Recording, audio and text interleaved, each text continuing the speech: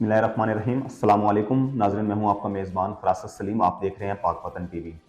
नाज़रीन, पाकिस्तान के अंदर इमरान खान चाहे जेल में हों या जेल से बाहर हों, मीडिया, मेन स्ट्रीम मीडिया हो, सोशल मीडिया हो, इमरान खान के नाम से प्रोग्राम शुरू होते हैं और इमरान खान के नाम पर प्रोग्राम ख़त्म होते हैं। तो आज हम भी इसी टॉपिक पर बात करेंगे। इमरान खान को 5 अगस्त को हफ्ते के रोज़ तोशाखाना का केस चल रहा था, उसमें उन्हें सज़ा दी गई एडिशनल सेशन जज हुमायूं दिलावर की तरफ से। उन्होंने फैसले में लिखा कि करप्शन साबित होने पर, करप्शन किस तरह की थी, तोशाखाना केस का जो घड़ी बेची हुई थी उन्होंने, उसको उन्होंने इलेक्शन कमीशन के फॉर्म बी के अंदर जो है वो शो नहीं किया था, जो केस चल रहा था। और उस केस के हवाले से तहरीके इंसाफ ने ऑलरेडी एक इस्लामाबाद हाई कोर्ट में भी अपील की हुई थी कि ये इनके दायरे इख्तियार में नहीं आता, क्योंकि 120 दिन का टाइम होता है और 120 दिन गुजर चुके हैं, तो ये काबिल समात ही नहीं है। खैर, वो मामला अभी चल रहा है, तो इधर फैसला इस अदालत के अंदर हुआ और उन्हें 3 साल की जो है वो सज़ा दी गई है और 1 लाख रुपए जुर्माना जो है वो उसमें उनको किया गया है। अच्छा, जैसे ही फैसला हुआ उनके खिलाफ वो उसका जारी किया गया फैसला, मीडिया के ऊपर खबरें चली, तो आधे घंटे के अंदर जो है इस्लामाबाद, अच्छा, फैसले के अंदर आईजी इस्लामाबाद को कहा गया था कि आपने गिरफ्तार करके इसको अडयाला जेल के अंदर जो है मुंतकिल करना है। अभी फैसला जारी हुआ तो आधे घंटे के अंदर, बल्कि उससे भी कम टाइम के अंदर जो है इस्लामाबाद से पुलिस लाहौर भी पहुंच गई। और मतलब ये था कि लाहौर के अंदर ऑलरेडी तैयारियां थी और ज़मान पार्क के ऊपर हमला किया गया और दोबारा उन्हें जो है गिरफ्तार किया गया। और गिरफ्तार करके उन्हें एक ड्रामाई सूरत हाल इख्तियार की गई और उसमें पहले लाहौर एयरपोर्ट पर ले जाया गया, फिर लाहौर एयरपोर्ट से उनको बरास्ता मोटरवे के ज़रिए इस्लामाबाद ले जाया गया और इस्लामाबाद ले जाकर उन्होंने उन्हें मुंतकिल कर दिया अटक जेल की तरफ, और अडयाला जेल रावलपिंडी मुंतकिल नहीं किया। अच्छा, अब उसमें हुआ ये कि जब ये सूरत हाल हुई तो वकला ने उनसे मिलने की कोशिश की, जो तहरीक इंसाफ के चेयरमैन इमरान खान के वकील थे, वकला थे, तो उन्हें मिलने की इजाज़त नहीं दी गई।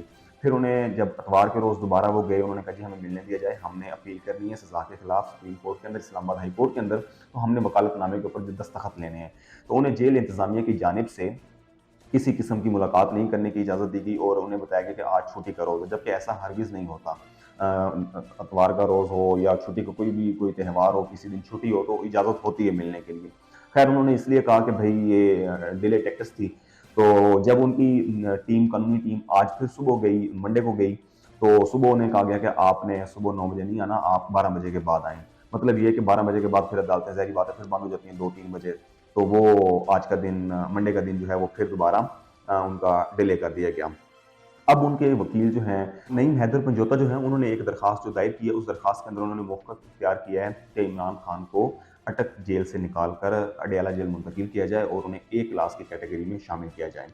अच्छा, अब दरखास्त में जो है उन्होंने एक इस्लामाबाद के चीफ कमिश्नर नूरुल अमीन मैंगल और अडयाला जेल और अटक जेल के सुपरिटेंडेंट्स को जो है वो केस में नामज़द किया है।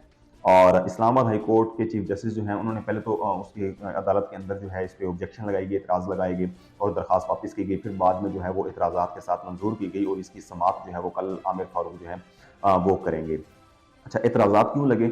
एतराज़ात इस वजह से लगे कि भई एक तो इमरान खान के दस्तखत नहीं है वकालतनामे के ऊपर, और दूसरा ये है कि हमारी ज्यूरिडिक्शन नहीं है ये।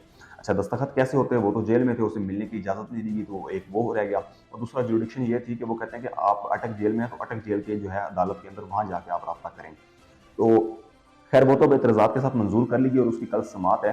लेकिन कहने का मकसद ये है कि वो जुडिशियल कैसे नहीं है। अगर ये इस मामले की तरफ जाते हैं तो फिर मामला ये है कि जो हुमायूं दिलावर जज जो हैं, उन्होंने फैसला दिया, उसके अंदर लिखा था कि अडयाला जेल के अंदर मुंतकिल करना है। जब अडयाला जेल मुंतकिल नहीं किया गया और उनको मुंतकिल कर दिया अटक जेल के अंदर, तो फिर वो भी उनके फैसले की जो है वो खिलाफवर्जी की गई है। तो वो फिर मामला कहीं और निकल जाएगा। अब खैर, कल देखते हैं कि कल क्या होता है। और दूसरी जो है वो 10 तारीख को एक समाअत जो है वो इमरान खान ने उनके इसी सेशन कोर्ट के अंदर ट्रायल के दौरान गवाहान जो थे उसको मुस्तरद कर दिया गया, तो उनके गवाहान को नहीं बुलाया गया था। तो उन्होंने ये दरख्वास्त दी थी कि हमें जो है उसको हक़ दिफ़ा जो है हमारा ख़त्म कर दिया गया और उसके अंदर हमें दोबारा बुलाया जाए। तो उसकी जो है हियरिंग वो भी इस्लामाबाद हाई कोर्ट के अंदर 10 अगस्त को जो है वो होनी है। अच्छा, अब उसके बाद जो है इमरान खान के जो वकील हैं नईम हैदर पंजोता, अब उन्होंने जो आज मुलाकात की है इमरान खान से जाके, और तकरीबन कोई 1 घंटा 45 मिनट की उनकी मुलाकात हुई है। उस मुलाकात के अंदर उन्होंने जब वो मुलाकात करके आए हैं तो उन्होंने एक तो उन्होंने मीडिया से गुफ्तगू की और मीडिया से गुफ्तगू करते हुए उन्होंने ये बताया कि इमरान खान जो हैं वो बड़ी उस पर उनके साथ जुल्म हो रहा है और एक छोटे से कमरे के अंदर जिसका साइज़ जो है कमरे का वो 9 बाई 11 है, उसके अंदर वो रह रहे हैं और उसके साथ एक ओपन बाथरूम है। उन्हें किसी किस्म की सहूलत नहीं दी जा रही और इमरान खान ने उनसे कहा है कि यहाँ दिन में मक्खियाँ होती हैं और रात को जो है वो कीड़े होते हैं, और उसके अलावा रात को बारिश हुई तो बारिश छत से उसका पानी टपक रहा था, तो मुझे किसी किस्म की कोई सहूलत नहीं दी गई। तो नाज़रीन, ये होता है कि इसके अंदर 3 कैटेगरी होती हैं, ए, बी और सी कैटेगरी होती है जेल के अंदर। सी कैटेगरी के अंदर ये होता है कि आप जो है कत्ल करने वाले चोर डकैत और इनको जो है वो सी कैटेगरी या कॉमन जेल के अंदर जो है इनको करते हैं, उसको बंद करते हैं। और दूसरा जो है जो बी कैटेगरी होती है, उस बी कैटेगरी के अंदर भी कत्ल करने वाले, डकैती करने वाले, चोरी करने वाले या जराइम पेशा अफराद जो हैं उनको किया जाता है, लेकिन बी कैटेगरी में सिर्फ उनकी काबिलियत और उनकी तालीम की वजह से उसको बी कैटेगरी जेल के अंदर बंद किया जाता है। अब तीसरी जो कैटेगरी वो ए कैटेगरी के अंदर जो है हमारे सियासतदान, एक पढ़ा लिखा तबका और इस तरीके से जो है उनको शामिल किया जाता है। तो इमरान खान की कानूनी तौर पे जो उनका हक है वो ए कैटेगरी बनता है।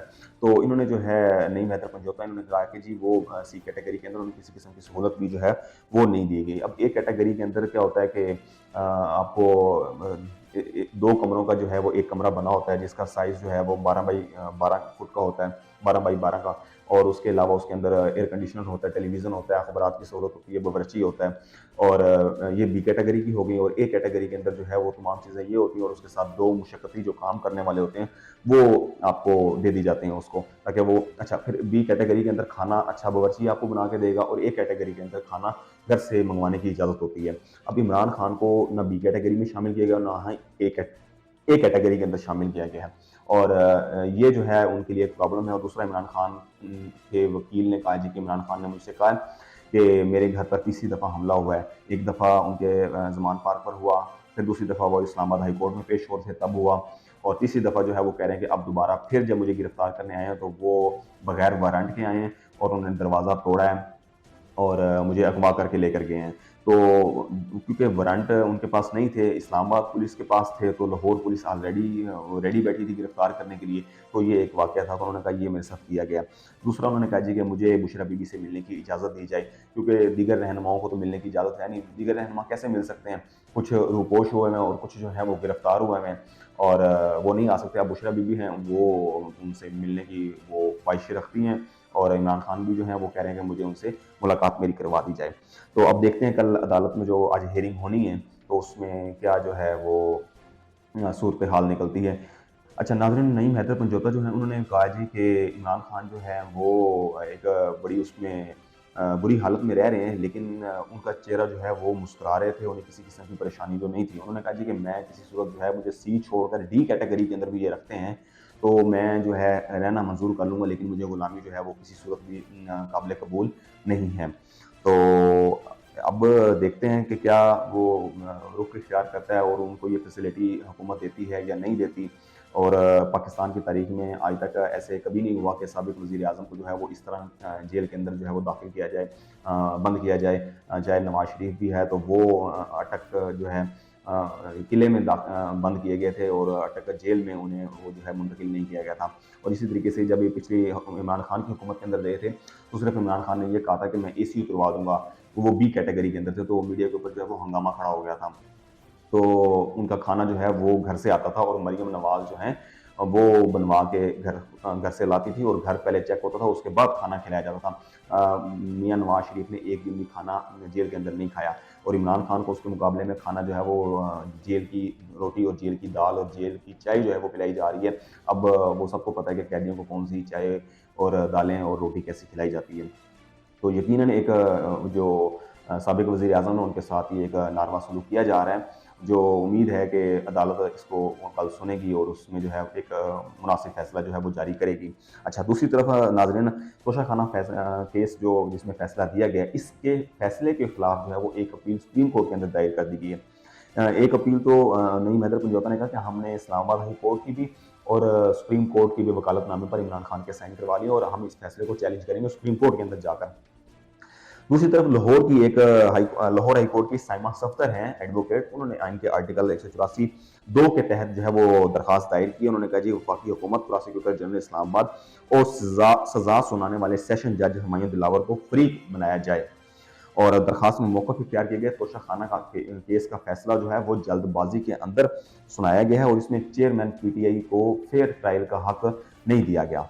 अच्छा, उसमें दरखास्त की गई है कि तोशा खाना केस का फैसला जो है वो फौरी तौर पर कल अदम करार दिया जाए और इस केस का दोबारा ट्रायल शुरू किया जाए और सुप्रीम कोर्ट इस बारे से कोई फैसला नहीं आ जाता जब तक सजा जो है वो इनकी मुअत्तल कर दी जाए। तो एक दरखास्त ये हो गई और एक चेयरमैन तरीके इंसाफ की जानिब से दरखास्त जो है वो भी इसमें इस फैसले के खिलाफ सुप्रीम कोर्ट के अंदर वो अपील करने के लिए दायर करेंगे।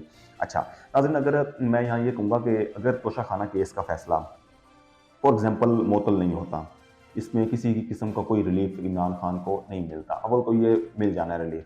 मैं एक मिसाल दे रहा हूँ।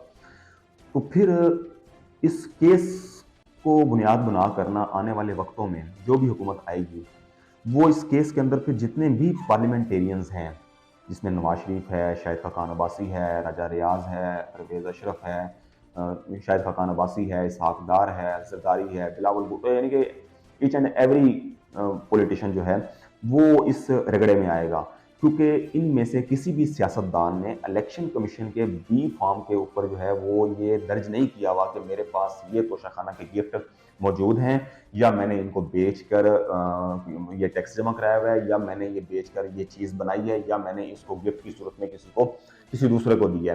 तो इमरान खान का जो केस है वो यही है कि उन्होंने बी फॉर्म जो इलेक्शन कमीशन का था उसके अंदर इसको जाहिर नहीं किया कि मुझे गिफ्ट मिले या मैंने इसे बेचे। तो इसमें से किसी सियासतदान ने इन तहाइफ को जो है वो इलेक्शन कमीशन के फॉर्म बी के अंदर दर्ज नहीं किया हुआ, तो वो फिर सारे के सारे रगड़े में आएंगे। तो उसमें पूरी पार्लियामेंटेरियन जो है वो खाली हो जाएगी, पार्लियामेंट खाली हो जाएगी और पार्लियामेंटेरियन जो है वो सजाएं काटेंगे।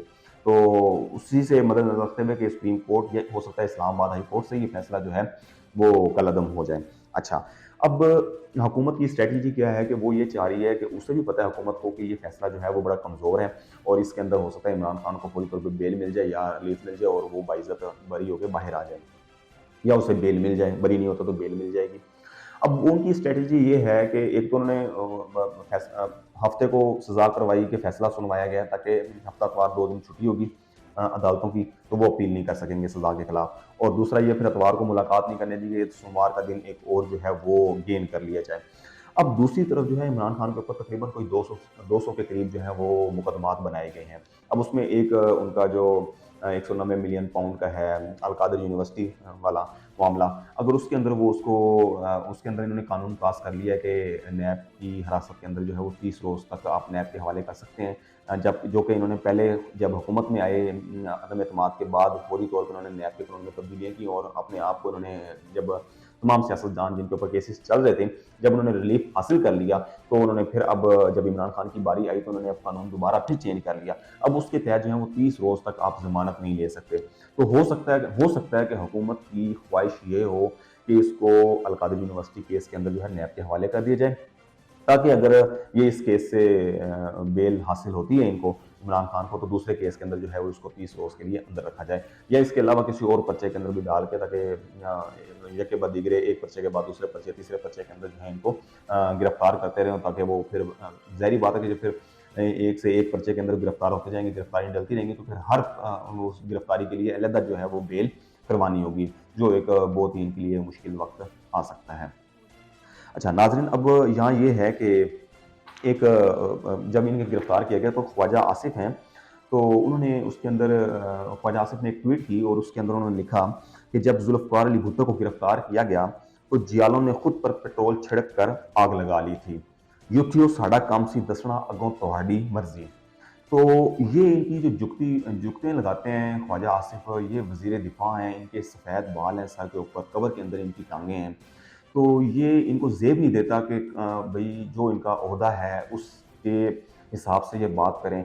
कभी तो ये पार्लियामेंट के अंदर लेडीज़ के हवाले से उनको कोई बयानबाज़ी ऐसी करते हैं कि इन्हें तनकीद का निशाना बनाती हैं, वो फिर पार्लियामेंटेरियंस भी जो हैं वो तनकीद का निशाना बनाते हैं और फिर ये आगे से माज़रत भी नहीं करते और उस पे डटे रहते हैं। और फिर जब इन ख़वातीन के हवाले से बातें कर लें तो उसके अलावा फिर दूसरी तरफ जो है वो ये रुख करते हैं ओवरसीज़ पाकिस्तानियों का उनको बुरा भला कहते हैं, फिर वो इन्हें तनकीद का निशाना बनाते हैं। तो अब जो है वो इस तरह की ट्वीट करके इंतशार पसंदी फैलाने की क्या ज़रूरत है? कि आप क्यों कह रहे हैं कि वो भुट्टो का दौर था, ठीक है, जाले थे, उन्होंने आग लगाई, आपका क्या मकसद है? फिर 9 मई का वाक़या हुआ, इसका मतलब है आप फिर शह दे रहे हैं कि लोग जो है वो आके उसपे सड़कों पे निकलें और वो अपने आप को आग ही लगाएँ। तो आप कहना क्या चाहते हैं? तो खुदारा आपको कोई तो जिस तरह वो आपने असेंबली के अंदर कहा था ना, कोई शर्म होती है, कोई हया होती है, तो ये बिल्कुल फ़िक्रा आपके ऊपर फिट बैठता है कि जो जिस तरह की आप जुगतबाज़ियाँ करते हैं, तो ये आपके शान-ए-शान नहीं है बस। नाज़रीन, अल्लाह आपका हामी नासिर हो। अब तक के लिए इतना ही। पाकिस्तान ज़िंदाबाद।